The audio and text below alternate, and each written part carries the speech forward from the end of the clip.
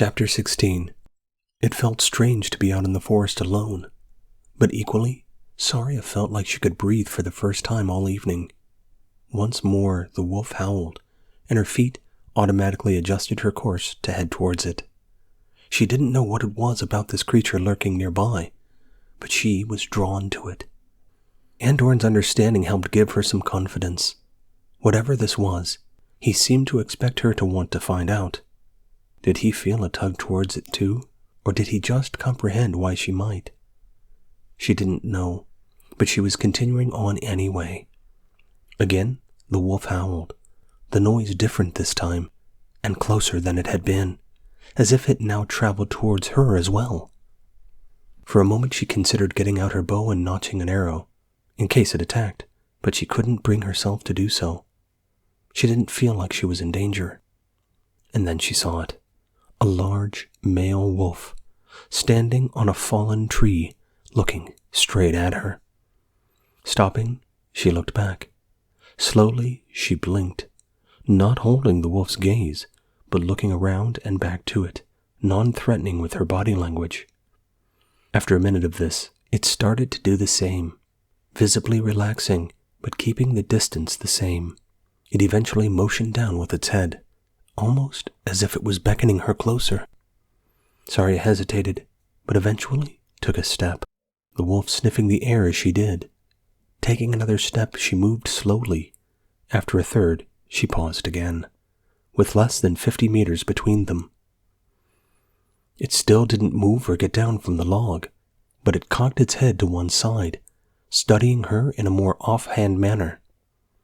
"What's going on here?" her mind asked her. "This wolf seems friendly, like it came to me. But why? What does it want? Is it hungry?" "Hi," Saria said softly, not sure what else to do but talk to the creature. Maybe she could try and offer it something and see what happened. It tilted its head to one side again, once more, looking right at her. "I'm a friend." She reached slowly for her pack. She had a small amount of food from the temple left in there. Not much meat, but enough to entice the wolf. As soon as she pulled it out, the wolf's nose twitched, and it stretched its snout towards her, the front paws moving up and down as it considered getting off the log and coming closer. Instead of making it come to her, she slowly took another few steps toward the wolf, holding the meat out at arm's length now. Again, it sniffed and patted the spot, almost whining. Bit by bit, she inched closer, taking the time and watching the wolf get more and more animated and excited. When she was still about 5 meters away, it finally dropped off the tree and padded closer a couple of steps, stopping just out of range. After another moment of pausing, she stepped again, bringing the meat close enough it could stretch out and take it from her hand. The creature did so gingerly. "There you go," she said. "I guess you were pretty hungry." It didn't answer, devouring the food option, and then looking back at her. "That's all I had." Saria frowned, trying to decide what to do next. "Meat, anyway. Do you like cheese?" The wolf didn't answer, but once again tipped his head to the side. She reached into her pack and rummaged for the food she wanted. Not long later, she pulled out a small block of hard cheese and broke some off. She ate one piece, and the wolf whined as she did. The other piece she held out on the palm of her hand. This wasn't like the meat, where the wolf could close its jaws around it and take it without touching her. If the wolf wanted this cheese, he was going to have to gently lick it off her hand. A part of her screamed on the inside, terrified at what she was daring to do, but another part of her knew this felt so right. This wasn't a normal wolf. And, as if to prove her thoughts right, the wolf took a final step closer and licked the cheese away, leaving a trail of slobber. "Ew," Saria said, pulling a face. The wolf's mouth fell open and the tongue lolled out the side, almost as if he was laughing at her. She grinned and slowly reached out towards the wolf's head. It eyed her hand and took a step back, but she continued, slowing down even further until the wolf held still.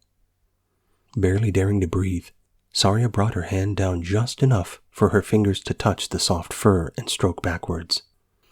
The wolf held still, like it wasn't sure what to do, until she reached one ear and rubbed along it. Almost immediately, the wolf half closed its eyes and leaned into her hand.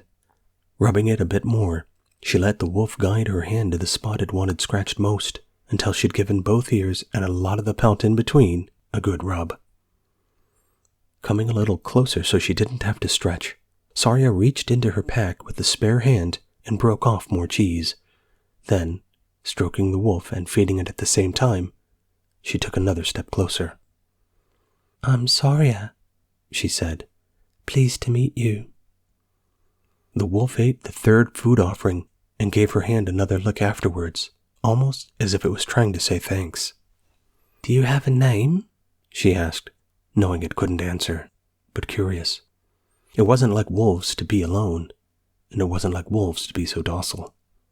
Had someone in the forest already made friends with this one? But if so, then who had done it? Had it been one of the thugs? Kendra herself, perhaps? Saria had no way of knowing, and the wolf didn't appear to have any way of telling her. For the next few minutes, she continued to feed it until she was out of cheese as well, and it was standing right next to her. "Sorry, that's the last of the cheese," she said, showing the wolf the empty section of the pack. Almost as if it was being cheeky and moving quicker than she could have imagined, it stuck its head into the bag and sniffed around. "Hi, cheeky beggar," she said. As it pulled back, it stuck its tongue out once more and lifted its nose up, like it was truly laughing. "You still hungry?" She studied the wolf as she spoke, but it tilted its head to the side once again. "I've not got any more food on me, but you could come back to camp. We've got some more there, and a living flame of some kind that doesn't go out, and a little porch you could sleep on to get out of the snow." The words came tumbling out now that she spoke, and they seemed to soothe the creature, but she had no way of knowing if it understood her or not. Deciding to head back and see what happened, Saria stopped stroking it and took a step away. Almost immediately it whined, but it also stepped closer, keeping the distance between them the same. Bit by bit, she inched back towards the camp, watching the wolf come with her. It didn't seem to exhibit any fear walking alongside her and following her line of sight. Despite the wolf's clear comfort with being beside her, Saria took the journey back at a slow pace, her feet retracing her steps in the snow until she could see the tent again. When she got a bit closer, and more of it could be seen, the wolf stopped and sniffed. It cocked its head again and growled a little. "It's my friends you can smell," Saria said. "It's okay. They won't hurt you." The wolf looked at her and then back at the tent. Slowly, she walked forward another step. For a moment the wolf didn't come with her, but looked between her and the camp again. Eventually, it joined her. She repeated the process, always waiting until the wolf was ready, and the creature continued to sniff again and again, clearly aware there were others there. The night was darkening around them, but there was a glow from the entrance of the tent, so Saria aimed for it, noticing the flickering fire one of them had built before too long. This seemed to bother the wolf. It wouldn't look directly at the fire or walk directly towards it, forcing Saria to head towards the wooden hut instead. As she got closer, she spotted Andorn standing on the porch, the night and his cloak having almost hidden him entirely. The wolf didn't detect him until a little longer after that, sniffing towards him warily. "It's okay," Saria said. "This is my friend Andorn. I'm sure he'll be nice to you as well." Her words seemed to soothe the wolf once more, and it walked on with her as she continued her gradual advance. Once she was in the clearing properly, and less than 10 meters from Andorn, the half-elf slowly moved, his eyes never leaving the pair of them as he stepped off the porch and into the snow. "Hello," he said, pulling something from his pocket. As Saria came a little closer, she realized it was a sort of dog treat, the kind farmers tended to give their dogs. The wolf sniffed the air once more, unwilling to move again just yet. But Andorn did as she had, and helped close the gap himself. With Saria by its side, it stayed put, leaning into her while Andorn approached. Still a bit too far away to get the food, the wolf stopped and looked to Saria. It whined. The next step Andorn took was too much. The wolf stepped back and waited again. Instead of trying to feed the wolf, Andorn handed her the treat and backed up a couple steps again. It wasn't a perfect solution, but for now, it would do.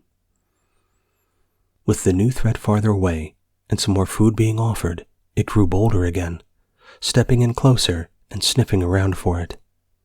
"Hold on," she said. "I want you to come a little closer, and then you can have it." It tilted its head to one side again, clearly not understanding her. Holding out the treat so it could see it clearly, she stepped towards Andorn. A moment later, it followed, and then another step, until she was almost as close as she had been before. Now finally letting the wolf have the food, grinning as it devoured the whole thing and looked at her and Andorn for more. Andorn let out a deep chuckle and pulled out another one. This time, he didn't hand it to Saria, but held it out himself. Once more the wolf looked suspicious, but their smiling faces, or the idea of another treat, tempted him in farther, until all three were stood just in front of the porch. "I guess this guy is yours now, then," Andorn said, sitting down on the step.